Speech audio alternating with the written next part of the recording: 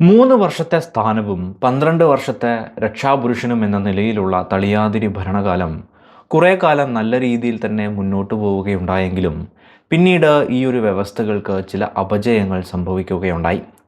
സ്ഥാനം ലഭിക്കുന്നവർക്ക് വലിയ പ്രാധാന്യവും സമ്പത്തും സ്വാധീനവും ഒക്കെ വന്നു ചേർന്നിരുന്നു എന്ന് പറഞ്ഞല്ലോ.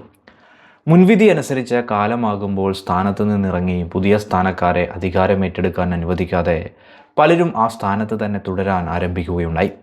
ആർക്കും ചോദിക്കാനാവാത്ത പ്രാധാന്യം തന്നെയായിരുന്നു ഇതിനു പുറകിൽ.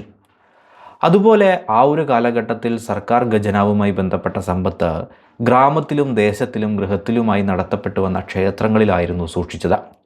പതിയെ പതിയെ പൊതുമുതലായി ഇവ വിട്ടുകൊടുക്കാൻ തളിയാതിരിമാർ സമ്മതിക്കാത്ത അവസ്ഥയും വന്നെത്തി. അതോടെ പൊതുഭണ്ഡാരം ശോഷിക്കാനും ഗൃഹഭണ്ഡാരം വലുതാവാനും ആരംഭിച്ചു. വെറും 3 വർഷത്തെ ഭരണകാലയളവിൽ തന്നെ തളിയാതിരിമാർ വലിയ സമ്പത്തുള്ളവരായി മാറുന്ന കാഴ്ചയും വന്നെത്തി. ഈ ഒരു കാലഘട്ടത്തിൽ തന്നെ പ്രധാനികളായ കൽപ്പകഞ്ചേരി തമ്പ്രാക്കളും ആഴ്വാഞ്ചേരി തമ്പ്രാക്കളും പരസ്പരം ഇടയുന്നതിനും കാരണമായി. പല ഗ്രാമങ്ങൾക്കും അധിപന്മാരായ നമ്പൂതിരി കുടുംബങ്ങൾ അവരുടേതായ രീതിയിൽ പ്രത്യേക ആധിപത്യം തന്നെ കാണിക്കുവാനും ആരംഭിച്ചു. ഇപ്രകാരം ജനങ്ങൾക്കും നാടിനുമായി നിലകൊള്ളേണ്ടവർ അവർക്കുള്ള സൗകര്യങ്ങൾ അനുസരിച്ച് സ്വന്തം സമ്പത്ത് വർദ്ധിപ്പിക്കാൻ മത്സരിച്ചു. ഇതിൻ്റെ ഭാഗമായി പ്രബല മേഖലകൾ തമ്മിൽ തന്നെ പോരടിക്കുന്ന അവസ്ഥകളും വന്നെത്തി. ഇങ്ങനെയൊരു കാലഘട്ടം സൃഷ്ടിക്കപ്പെട്ടതോടെ നാട്ടിൽ കുഴപ്പങ്ങളും വർദ്ധിച്ചു വന്നു. അതോടെ ഭരണം ഒഴിയാത്തവർക്കെതിരെയും വ്യവസ്ഥകൾ അനുസരിക്കാത്തവർക്കെതിരെയുമായി ജനവികാരം സൃഷ്ടിക്കപ്പെട്ടു. അതിന് നായകരായത് നിലവിൽ ഭരണം ഒഴിഞ്ഞവർ തന്നെയായിരുന്നു. ഇപ്രകാരം 2 വിഭാഗങ്ങൾ സൃഷ്ടിക്കപ്പെടുകയും പരസ്പരം പോരടിക്കുന്ന അവസ്ഥകളും വന്നെത്തി. അങ്ങനെയുണ്ടായ ദുരന്തസമാനമായ സാഹചര്യം നീണ്ടു നിൽക്കുകയും നാട്ടിലെങ്ങും അരക്ഷിതാവസ്ഥ പടരുകയും ചെയ്തു. ഇതിൻ്റെ ഭാഗമായി നാട്ടിലെ സമാധാന ജീവിതം തന്നെ ആകെ തകിടം മറിഞ്ഞു. അതോടെ എന്തെങ്കിലും ചെയ്യണമെന്ന നിലയും വന്നു.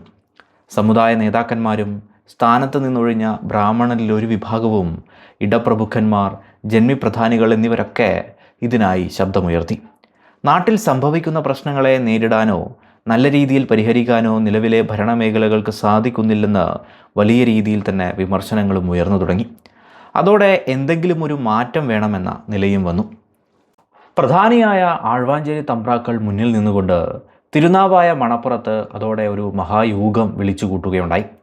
സാമന്തന്മാരും നാടുവാഴികളും ഇടപ്രഭുക്കന്മാരും ഒപ്പം പിന്തുണയ്ക്കുന്ന മറ്റ് ജനവിഭാഗങ്ങളുമെല്ലാം ഈ ഒരു മഹായോഗത്തിൽ പങ്കാളികളായി. അപ്രകാരം ഏവരും ചേർന്ന് വലിയ തോതിൽ കാര്യാലോചന നടത്തുകയാണ്.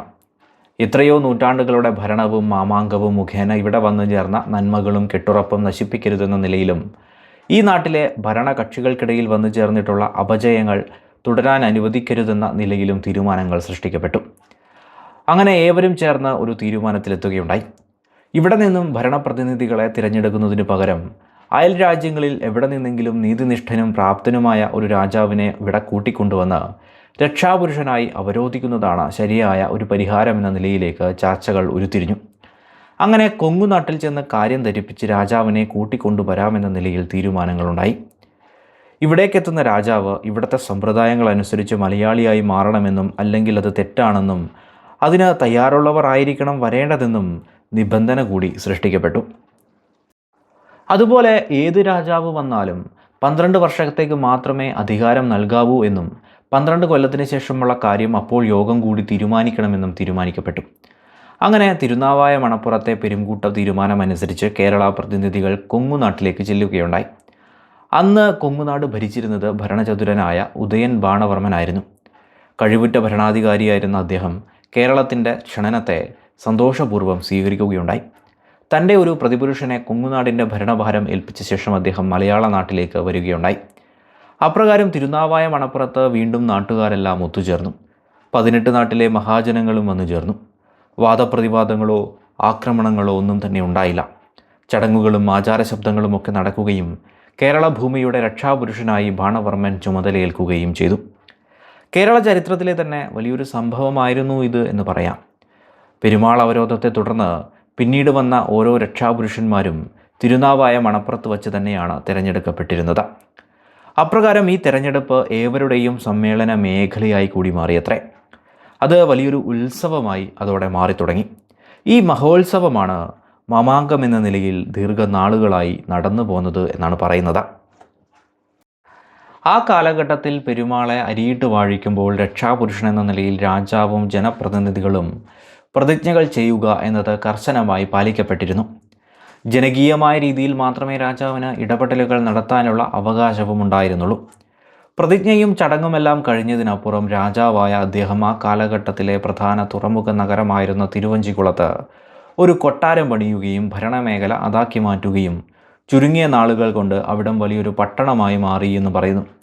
ഇതാണല്ലോ ചേരചക്രവർത്തിമാരുടെ തലസ്ഥാനം എന്ന നിലയിൽ പ്രശസ്തമാവുന്നത്. ഇങ്ങനെയാണ് പെരുമാൾ ഭരണത്തിൻ്റെ തുടക്കമുണ്ടാവുന്നത് എന്നും പറയുന്നു. പട്ടണത്തിന് ചുറ്റുമായി വമ്പിച്ച കോട്ടയും കിടങ്ങുമൊക്കെ സൃഷ്ടിക്കപ്പെടുകയും കടൽ മാർഗം വിദേശ മേഖലകളുമായി വലിയ തോതിൽ കച്ചവടമൊക്കെ സൃഷ്ടിക്കപ്പെടുകയും ചെയ്തു അത്രേ. പിന്നീട് തളിയാതിരിമാർക്ക് രാജധാനിക്കടുത്തു തന്നെ വാസസ്ഥലവും നൽകുകയുണ്ടായി.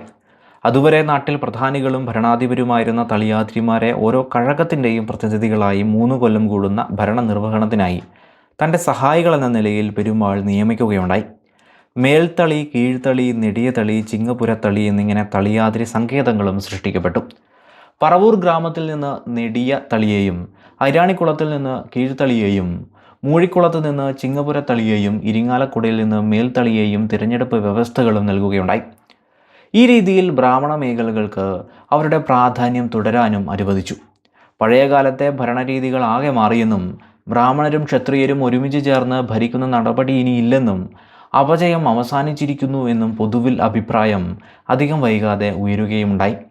ഭരണാധിപൻ കഴിവുള്ള ഒരാളായിരുന്നതുകൊണ്ട് തന്നെ അദ്ദേഹത്തെ എതിർത്തിരുന്നവർ പോലും മികച്ച ഭരണരീതി കണ്ട് അദ്ദേഹത്തിന് പിന്തുണയും നൽകി.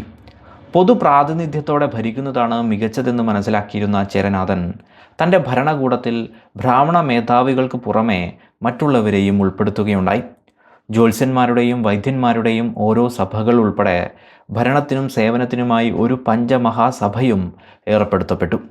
ചെലവുകളില്ലാതെ രാജപീഠത്തിൻ്റെ മുന്നിലെത്തി പരാതികൾ പറയാനുള്ള അവസരവും രാജ്യത്ത് സൃഷ്ടിക്കപ്പെട്ടു.